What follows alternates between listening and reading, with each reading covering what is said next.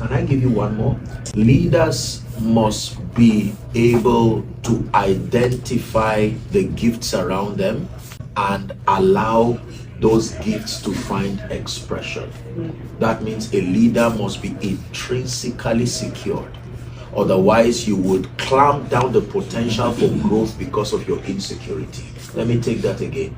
That leaders must be able to identify the gifts around them and to allow those gifts find expression. Not careless expression, organized expression. You see, most African leaders, and that includes, with all due respect, that includes spiritual leaders, the moment they detect that someone is rising and has great potential, they feel insecure.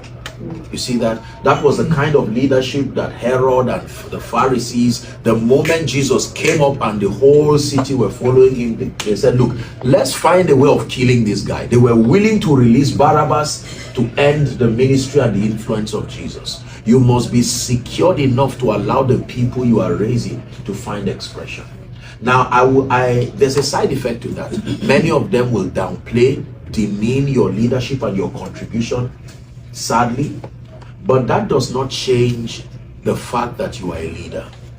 You have to be secured enough. You will raise somebody tomorrow who will look down at you and ignore you, unfortunately, but that again is the price for visionary leadership. Are we learning?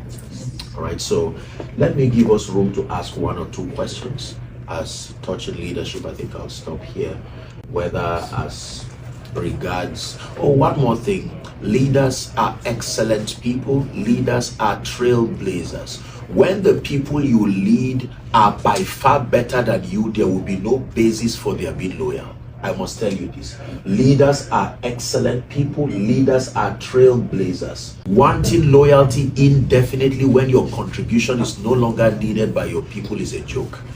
That means if the people you lead become by far more enlightened, by far more productive, by far more excellent than you as a leader, they do not hate you, but they will have to look up to another kind of inspiration, which will not be you.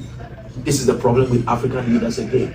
So someone is appointed over people, with all due respect, he's the dumbest, he's the most unproductive, and yet he wants to force loyalty. So intelligent people are pegged, their growth and advancement is pegged at the mercy of the insecurity of someone who is not going anywhere.